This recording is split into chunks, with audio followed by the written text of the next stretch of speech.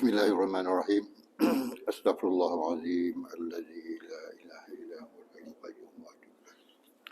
Astaghfirullahalazim alladzi la ilaha illa huwal hayyul qayyum wa atubu ilaih. Astaghfirullahalazim alladzi la ilaha illa huwal hayyul qayyum. Ila hadratin Nabi sallallahu alaihi wasallam wa ala alihi wa sahbihi al-kiram syaikhulillah lahumul Fatihah. أعوذ بالله من الشيطان الرجيم بسم الله الرحمن الرحيم الحمد لله رب العالمين الرحمن الرحيم مالك يوم الدين إياك نعبد وإياك نستعين اهدنا الصراط المستقيم صراط الذين أنعمت عليهم غير المغضوب عليهم ولا الضالين آمين. السلام عليكم ورحمة الله تعالى وبركاته. Alhamdulillahirabbil alamin wassalatu wassalamu ala asyrafil anbiya wal mursalin wa ala alihi wa ashabihi ajma'in. Amma ba'd. Saya hormati pengerusi surau Ihsaniyah, pelajar agak Tuan Imam, Tuan Bilal, ahli-ahli jawatan Kota Surau, Tuan Siak, ahli-ahli jawatan Kota Surau, tuan-tuan dan puan-puan yang dirahmati Allah. Alhamdulillah, terlebih dahulu kita panjatkan kesyukuran kepada Allah Subhanahu wa taala di atas limpah kurnianya pada pagi ini, pada subuh ini kita sama-sama dapat salat subuh berjemaah dan seterusnya sedikit hadiah kita kepada keluarga Cik Mazlan.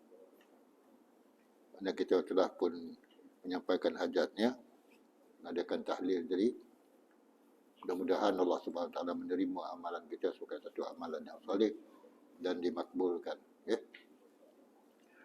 Baiklah tuan-tuan dan puan-puan, pagi ini kita sambung lagi, iaitu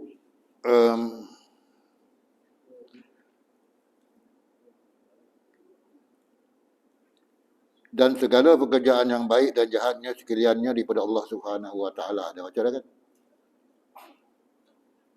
Dan ialah yang menjadikan yang elok dan yang keji, dan tiada bagi yang lainnya suatu pada barang mana kejadian tetapi kerana beradab dengan Allah Subhanahu Wa Taala dibahasakan kejahatan kepada nafsu dan syaitan. Jadi Allah jadikan yang baik dan yang buruk juga. Tetapi bila yang buruk, yang keji itu diidhafatkan ataupun dikatakan datangnya daripada kejahatan itu datang pada nafsu dan syaitan kerana apa? Kerana beradab kepada Allah Ta'ala.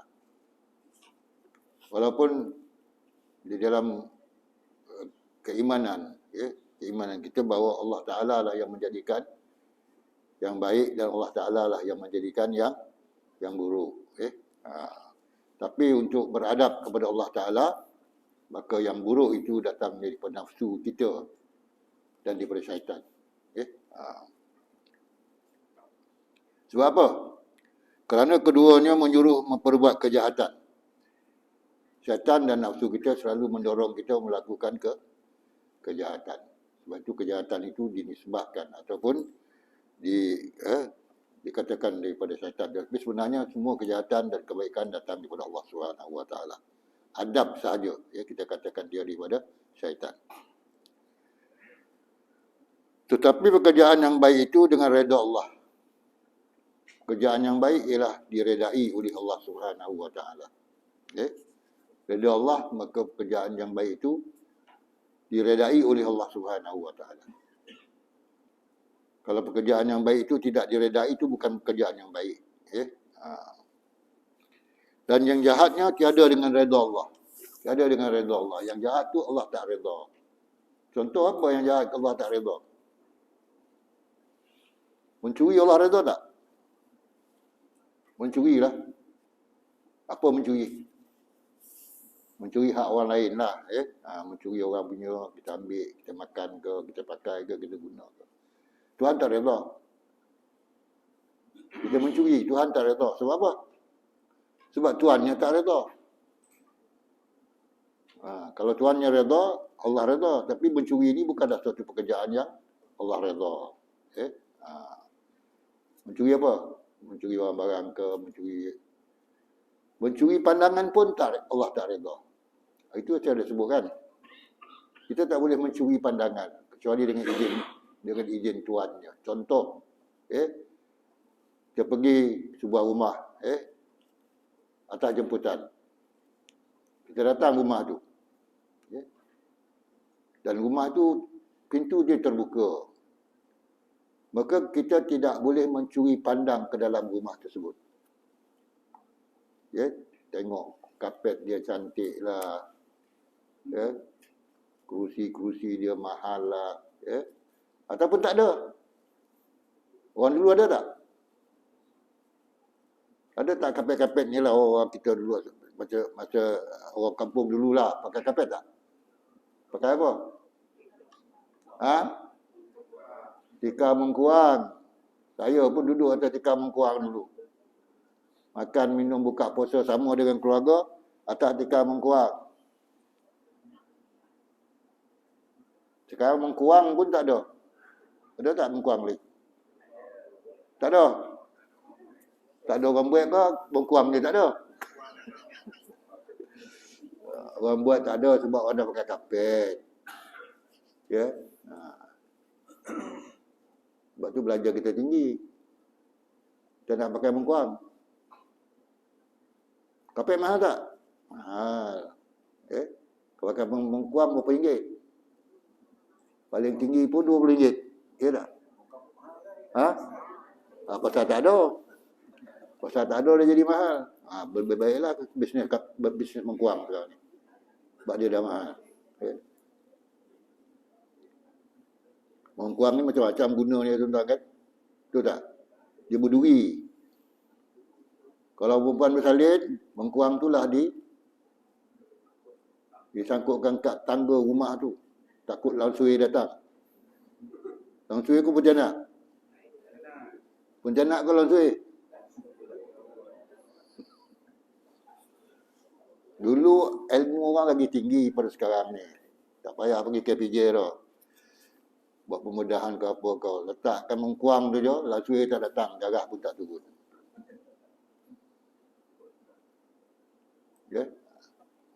Itu dahulu. Sekarang ni dah orang dah moden ni tuan-tuan dan puan.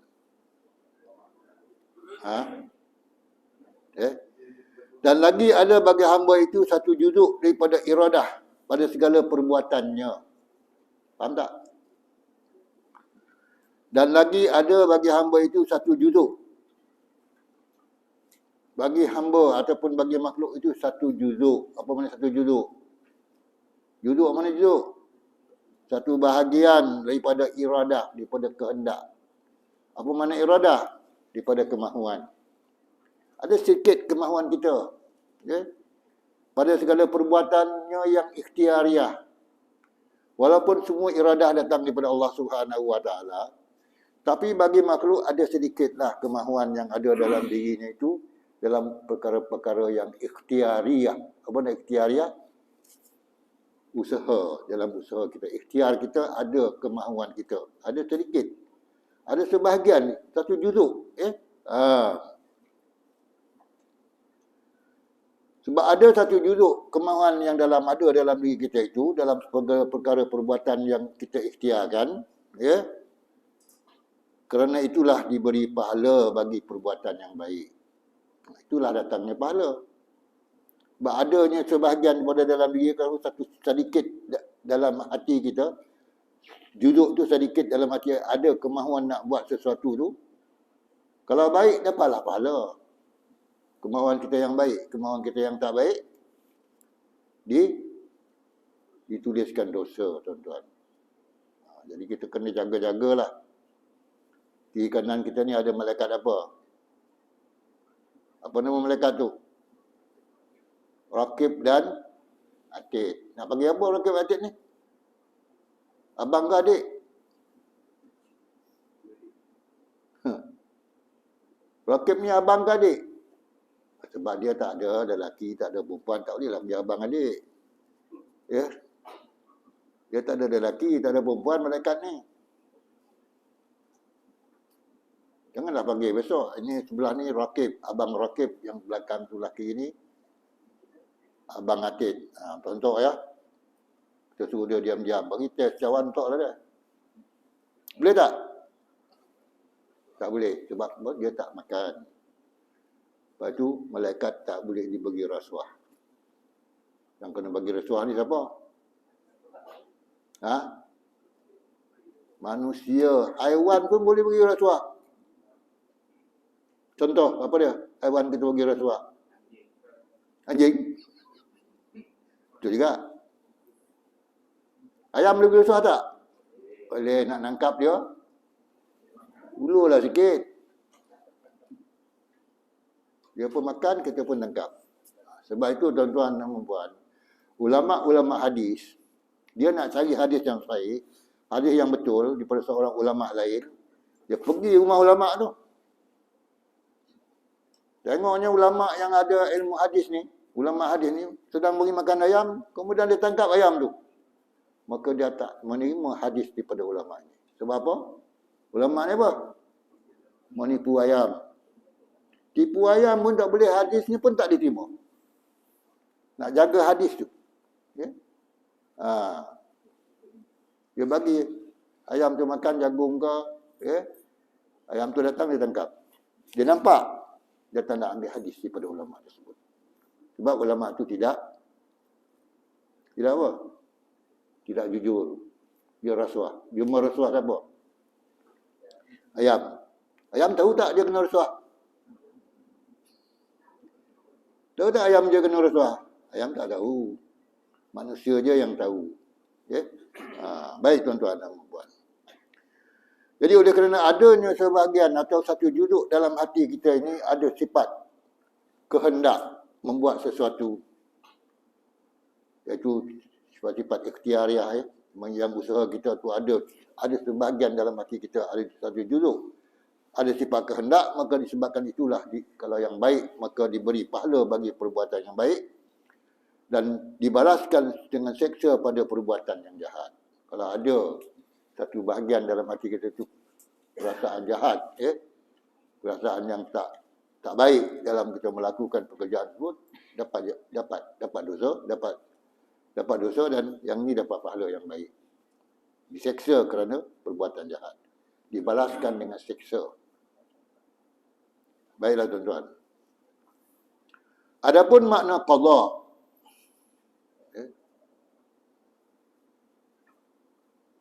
qada ni apa tuan-tuan? Kita selalu sebut qada ni bila kita mengganti sembahyang. Zuhur ni tak sembahyang, terlupa, asar baru nak ganti. Macam mana niat kita? Usalli fardhu zuhri arba'a raka'atin qada'an. Ganti. Itu satu makna. Qada' tu satu di mana-mana ialah ganti. Subuh ni tak sembahyang. Subuh apa? Tak sembahyang. Tuan-tuan, subuh gajah. Siapa nak ganti? Gajah ganti. Nanti kita tinggal subuh, kita kena ganti. Usalli pada subhi raka'ataini qada'an lillahi ta'ala. Tapi boleh juga, kata ulama, kita ganti sembahyang itu, kita niatkan dengan adaan. Qada'an dan adaan ini sama. Usalli pada zuhri arba'a raka'atin adaan lillahi ta'ala, walaupun kita qada', boleh gunakan perkataan adaan. Maknanya sama lebih kurang. Tapi kita kena fahamlah dalam diri kita. Tapi kalau orang dengar, usalli pada zuhri arba'a raka'atin adaan lillahi ta'ala, dia sembahyang dalam waktu isyak, dia sembahyang dalam waktu asar, apa orang kata? Kalau orang faham, dia kata, ini dia qada' ni. Tapi orang tak faham, sembahyang apa ni?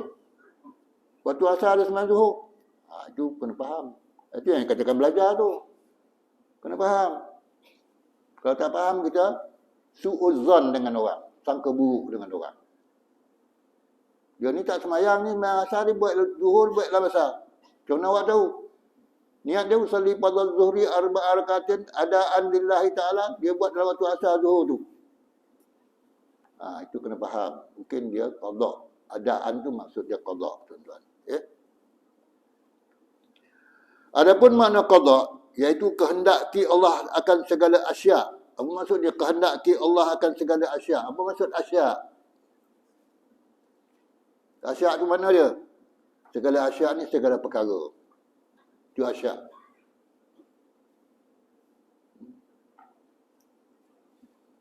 Akan segala perkara, kehendak Allah Ta'ala akan segala perkara pada sedia kala azal. Sejak azal lagi. Apa mana azal? Sebelum apa-apa makhluk wujud, Allah sahaja yang wujud. Sejak azal lagi. Sejak azal lagi Allah dah hendak benda tu. Tapi belum berlaku. Bila berlaku? Masa bila berlaku? Walaupun dah ada dalam waktu azal, maknanya sebelum adanya makhluk-makhluk alam ni pun belum ada lagi, dah ada dah. Qada tu dalam waktu, tapi dia tidak berlaku di waktu itu. Dia akan berlaku di waktu yang ditentukan oleh Allah Subhanahu wa taala.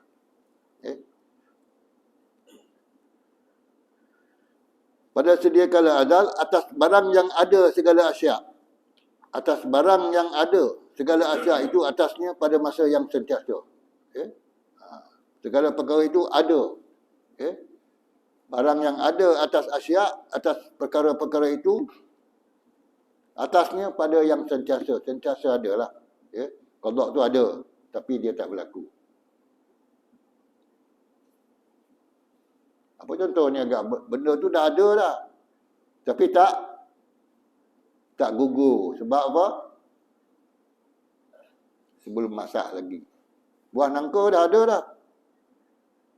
Tapi tak jatuh lagi sebab apa? Belum masak. Dia tunggu masak. Apa lagi buah yang dah ada tapi belum masak, dia tak gugur?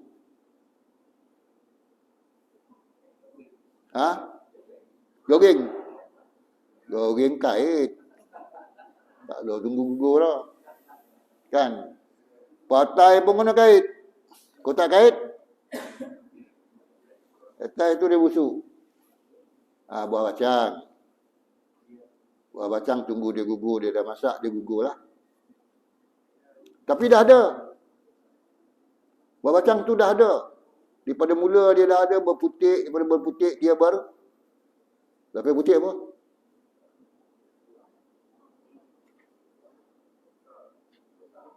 Dia membesar. Kemudian dia tua. Dia tua, dia masak. Berbau tak bacang ni? Dia tak berbau, dia masak. Dia berbau ke dia masak, dia pun gugur. Macam bacang jatuh lah. Itu yang bacang yang paling sedap sekali bila kita cari bacang dalam kampung dulu. Siapa ada pokok bacang, pukul 4 pagi orang cari bacang. Betul tak? Pukul 4 pagi, pukul 5 pagi dah ada budak-budak cari bacang bawah tu. Orang Kampung Gadung tu. Bukan bacang dia. Bacang orang. Ini dulu-dululah. Dulu-dulu. Bacang gugur, orang punya. Tapi Tuhan dia tak marah sebab sekampung tu adalah satu suku kadang-kadang, satu keturunan, satu parut. Jadi makanlah sebab datuk nenek moyang punya. Tapi hari ni kalau orang buat kebun bacang, dah ada orang buat kebun bacang tu. Sebab apa orang tak buat kebun bacang? Tak ada harga di segi komersial. Tapi kalau di negeri-negeri Eropah, kalau ada pokok bacang dah, dia akan upgradekan pokok bacang ni, bacang ni. Lagi mahal daripada anggur pun dia boleh buat. Kira tak, bacang-bacang macam tu lah. Betul tak? Macam mana bacang dulu, macam tu lah bacang sekarang. Ada perubahan tak? Tak ada. Lebih ubah, jorok je bacang. Pun tak ada kan. Baiklah tuan-tuan, kami lagi-lagi kan. Dan makna qadar, mengada oleh Allah akan suatu atas wajah yang tertentu yang telah ia kehendaki. Itu makna qadar. Allah mengadakan sesuatu itu atas wajah yang tertentu. Apa makna wajah tertentu? Wajah apa dia wajah? Atas bentuk tertentu. Macam mana?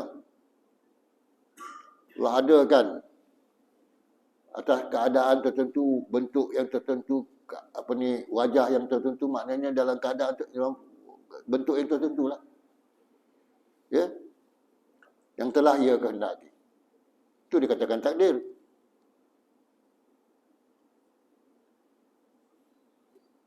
COVID-19 ni dah ada dalam azali lagi. Dah ada. Tapi bila terjadinya? Bila Allah kehendaki zaman kita ni terjadi. Zaman kita ni baru dia terjadi. Zaman dulu tak terjadi. Mungkin ada terjadilah, tapi tak tahu COVID-19 tak COVID-19, tapi tak ada cerita lagi. Ya? Yang ada berlaku masa tu, taun dan sebagainya lah. Tapi COVID-19 ni, mengikut ilmu tauhid ataupun keimanan kita kepada Allah SWT, memang dah ada dalam azali lagi. Allah tentukan bila nak berlaku, dalam wajah yang macam mana. COVID-19 saja ke, Omicron ke, Delta Omicron ke, itu manusia yang tulis nama tu. Tapi dah ada dah dalam azali lagi. Jadi maknanya benda-benda yang berlaku hari ni dah ada dalam Innallaha qaddara maqadirul khalaiq qabla an yakhluqas samawati wal ard. Qabla an yakhluqas samawati wal ard bi 50,000 sanah. 50,000 tahun Allah sebelum Allah ciptakan langit dan bumi ini, semua takdir dah ada dah. Qada dah ada dah. Takdirnya belum berlaku lagi. Allah tentukan dulu, kemudian bila nak berlaku.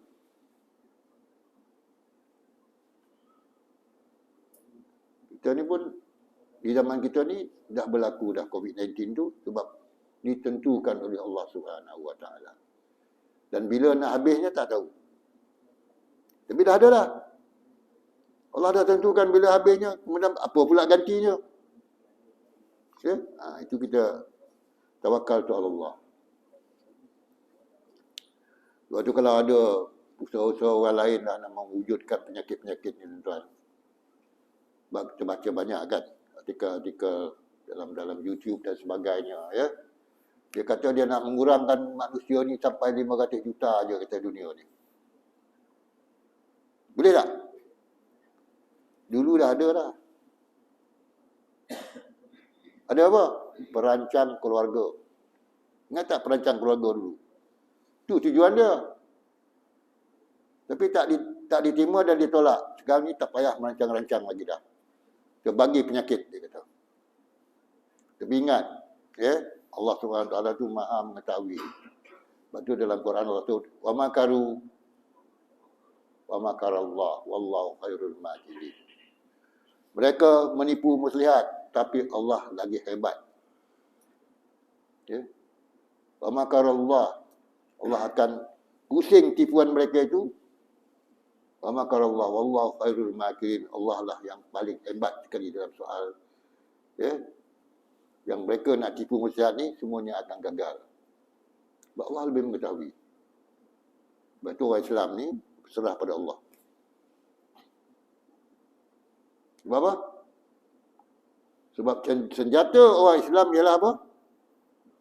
Doa. Ad-du'a silahun lil mu'minin. Doa itu ada senjata bagi orang-orang yang beriman. Ya? Rasulullah perang. Askar dia 1,500 dalam perang Azab.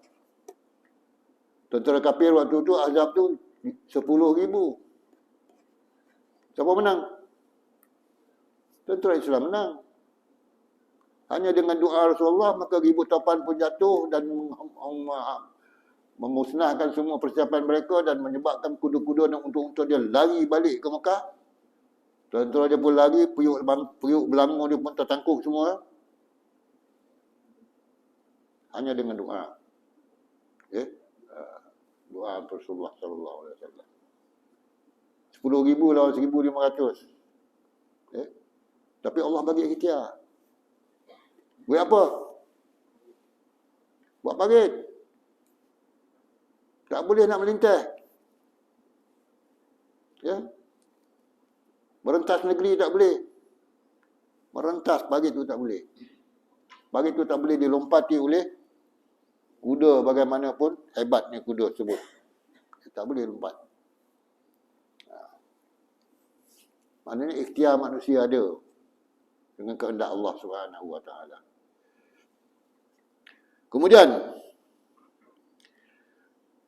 dan setengah daripada yang dikhabarkan wajib kita percayakan azab kubur dan nikmatnya. Wajib percaya azab kubur dan juga nikmat kubur. Dalam kubur ada dua, satu azab, satu nikmat. Lepas itu ada seorang anak muda, remaja, dia mati. Ya? Bapa saudara dia sebelum dia meninggal dunia dah torture dia cukup lah. Dulu kan dah beritahu jangan minum arak, jangan main judi, sembahyang dengan tinggal, puasa dengan bulan puasa, ya, macam-macam. Tapi kau tak buat. Kau merempit je. Zaman dulu ada tak merempit? Ada tak? Ada merempit kuda. Naik kuda merempit pun boleh. Ya. Kau buat kerja-kerja ni semua sedangkan dah dinasihati. Apa kata anak remaja tersebut? Wahai pamanku, kalaulah aku diserahkan kepada ibuku untuk memberikan pembalasan, ibuku akan maafkan aku dan mendoakan aku masuk syurga. Tapi kalau diserahkan aku ni kepada Allah Subhanahu wa taala, Allah lebih merahmati aku daripada ibuku. Lagi hebat. Allah merahmati, menyayangi seorang makhluk itu lebih daripada ibu menyayangi anak dia. Yakin anak muda tu tidak akan dapat, ya, seperti mana yang disebutkan oleh paman dia. Dia kata kalau serahkan kepada Allah, aku yakin Allah akan merahmati aku. Lepas tu budak tua mati dan dikebumikan. Ya. Paman dia ataupun pak saudara dia masuk dalam kubur, menjerit keluar. Subhanallah.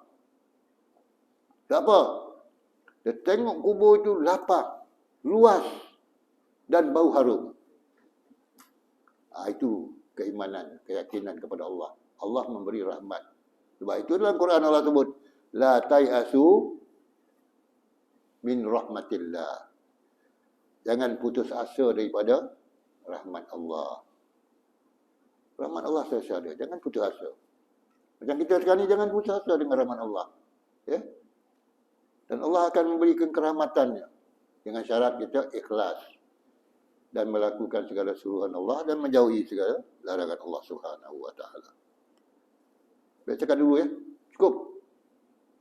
Dah pukul 7.55 dah. Betul tak? Tak betul. 7 apa? 7.30. Dah masuk. Syuruk dah masuk kan? Jadi setakat tu lalu tuan-tuan. Ya. Jadi mudah-mudahan, ya, kita sikit belajar tapi kita tahu banyak. Sikit belajar tahu banyak. Banyak belajar tahu sikit. Kalau tak belajar langsung, kalau tak belajar langsung tak tahu. Kalau orang tak belajar langsung tak tahu, dipanggil apa? Al-juhala. Apa mana juhala? Orang-orang yang jahil. Tak tahu. Sebab itu kena belajar untuk mengetahui. Walaupun sedikit tetapi tahu banyak. Itu penting. Ya? Itulah tuan-tuan dan puan, mudah-mudahan Allah SWT memberkati kehidupan kita dan menggunakan taufik dan hidayah kepada kita semua. Bismillahirrahmanirrahim. Alhamdulillahirabbil alamin. Wassalatu wassalamu ala asyrafil anbiya wal mursalin wa ala alihi wa ashabihi ajma'in. Allahumma rzuqna ya rabbi fahman nabiyyin hifdzal mursalin wa ilham malaikatil muqarrabin fi awjadi ya arhamar rahimin. ربنا آتنا من لدنك رحمة وهيئ لنا من أمرنا رشدا ربنا آتنا في الدنيا حسنة وفي الآخرة حسنة وقنا عذاب النار وصلى الله على سيدنا محمد وعلى آله وصحبه أجمعين سبحان ربك رب العزة عما يصفون وسلام على المرسلين والحمد لله قبل الله منكم السلام عليكم ورحمة الله تعالى